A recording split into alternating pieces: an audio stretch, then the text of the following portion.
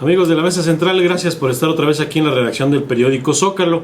Vamos a platicar el día de hoy sobre un tema que pues estuvo en nuestras notas la semana pasada y que tiene que ver más con la cuestión de la iglesia, de cuáles son las relaciones que se llevan a cabo entre la comunidad y algunos párrocos.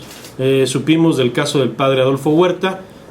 Seguramente también trataremos ese asunto, no en particular, pero sí de manera general. Hay diferentes comentarios que a veces pues no hay comunicación, de que se pierde, de que la comunidad sabe poco de cómo se maneja la iglesia, la diócesis, de manera general.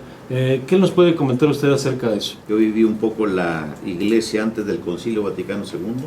Yo era seminarista, me ordené ya después del Concilio Vaticano II, pero en la formación anterior antigua era una formación bastante cerrada, al estilo de los conventos, del monasterio, donde entraba uno y se encerraba, y toda la formación era encerrado, íbamos a la casa una vez al año, una semana o algo así, ¿verdad? Y al salir era una vida presbiteral donde el sacerdote casi hacía todo en la parroquia, por así en medio en broma, pero él tocaba las campanas, él celebraba la misa, él organizaba la kermés, él absolutamente todo.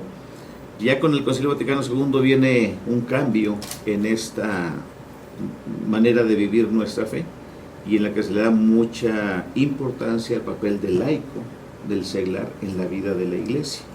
Y entonces es cuando todos los laicos empiezan a tomar mucho más claramente su responsabilidad en la vida de iglesia, ¿verdad?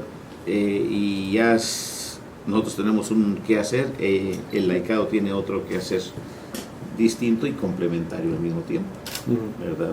Entonces lo nuestro pues sería lo celebrativo, lo profético, llevar ese evangelio a todas las familias, a todas las casas, a todos los hogares, a todas las personas. Y el papel del laicado comprometido tiene que transformar las estructuras del mundo, porque ellos son los que viven dentro de esas estructuras. Padre, en el seminario, ¿qué opinan?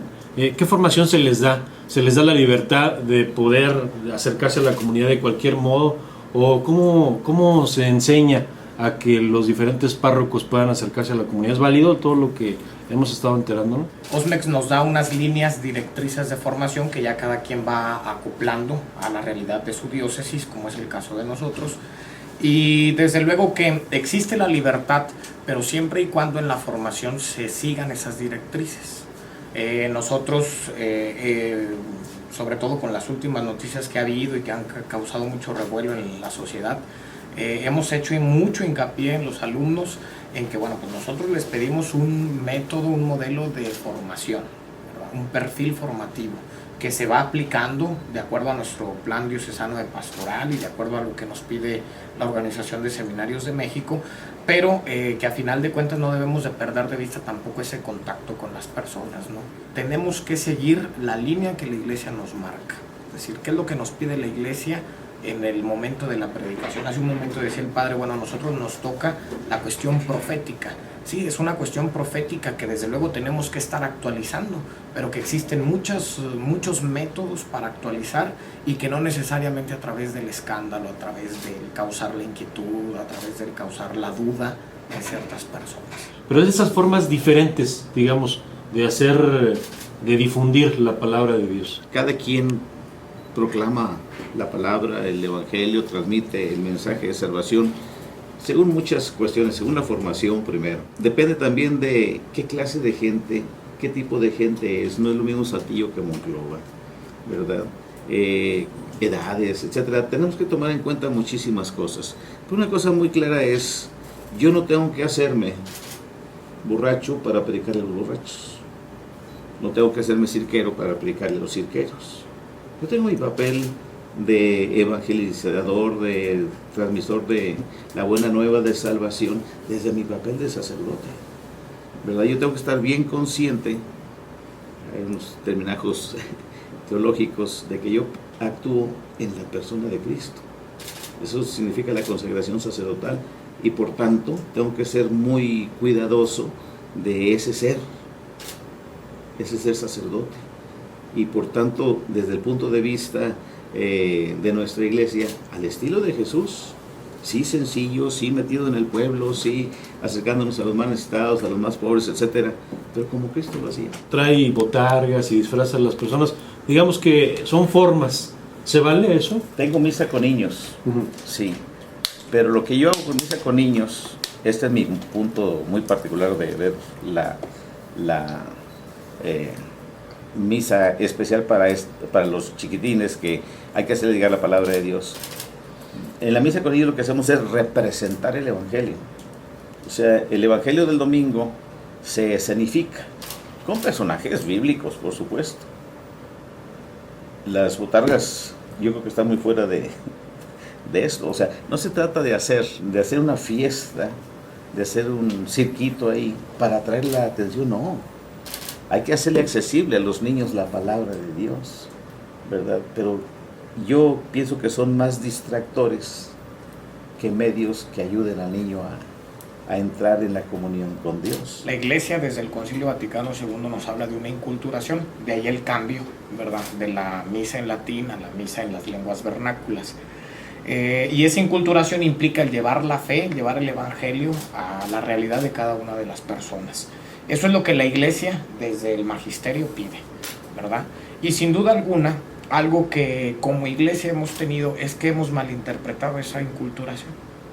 A veces pensamos que para poder inculturar el Evangelio, para poder llegar a tocar las realidades sociales, la realidad del público que está escuchando, tenemos que dejarlo genuinamente cristiano. Y de ninguna manera el Papa Benedicto XVI, ¿verdad?, un gran teólogo, hablaba acerca de esto un poco. Hablaba acerca de los peligros que puede correr la inculturación. Y él lo que pedía era eso, o sea, sí llevar el Evangelio, pero sin perder de vista lo que nos hace distintos como cristianos, como católicos y nuestra fe. Yo no critico desde ninguna manera ni personalmente a mis hermanos, ¿verdad?, sacerdotes, los métodos que ellos utilizan, pero yo espero que este tipo de prácticas vayan acompañados de catequesis. Cuando no van acompañados de una catequesis, de una preparación, de una fundamentación teológica, de una explicación hacia los niños, en el caso particular ahorita de las botargas, o del caso que sea, ¿no? Si no hay un acompañamiento catequético, claro que vamos a caer en tratar de querer quedar bien y no en tratar de inculturar el Evangelio como lo pide el Concilio Vaticano II. Hay una crisis, que hay un alejamiento de las iglesias o de la iglesia con la comunidad y que se están buscando muchas formas de volver a acercar esa relación.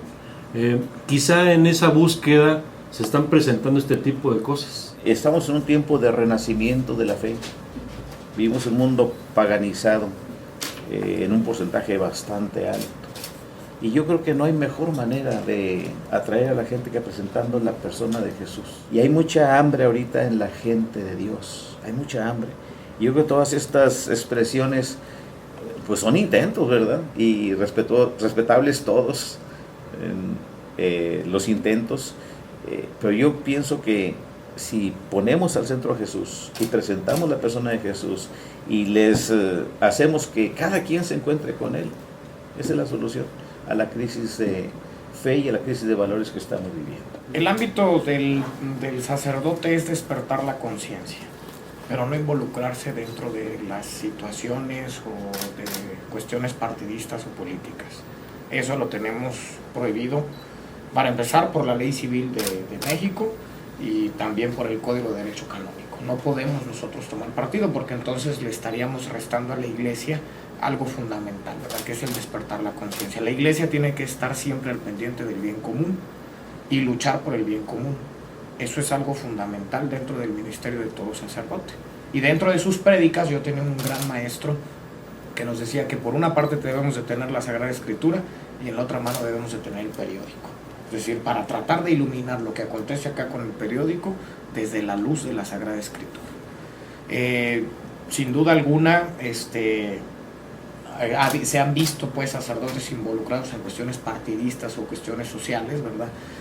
Siempre y cuando pues no estén peleando por el bien común, es algo que se está luchando por la construcción del reino de Dios, que es algo que hizo Jesucristo y que por eso muere. ¿Qué opinas tú de esto, de este asunto? del involucramiento, además de ir más allá de las simples cuestiones meramente católicas.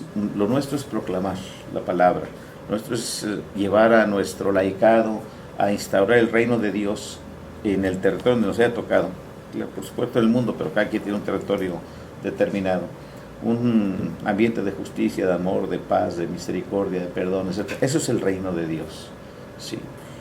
Y esa es nuestra tarea. Ya una marcha, ya una huelga, ya una expresión así, le toca a los laicos. A nosotros toca despertar la conciencia. Falta justicia aquí, falta caridad allá, están abusando del pobre acá. Lo descubrimos junto con ellos. Pero ya a quien le corresponde todo lo del mundo, todo lo de las estructuras de nuestra sociedad, es a los laicos. Forman parte de alguna de estas comunidades y dicen, bueno, pues a mí me gusta, yo voy, yo aprendo de eso, y pueden escuchar la otra parte, ¿no? Decir, bueno, pues como que no se vale o no está bien. ¿Qué le dirías tú? Qué bueno, porque nosotros alentamos esto. Cuando predicamos el Evangelio no es una platiquita bonita, tiene que bajar a la vida. Y entonces se empieza por que vivamos como hermanos. Y si tengo hermanos que están en condiciones infrahumanas, a mí me toca luchar, a mí creyente, por esos hermanos para levantarlos, ¿verdad? Y hacerlos sujetos de su propio futuro, ¿verdad? Pero sí cada quien en su lugar. Yo no estoy en contra de ningún sacerdote, que hay muchos ejemplos en nuestra historia, desde Miguel Hidalgo, ¿verdad? Que enarboló la bandera para la independencia. Él se sintió llamado así, pues, él sabrá en su conciencia y delante de Dios, ¿verdad? Yo creo que fue lo que él pensó que era lo mejor.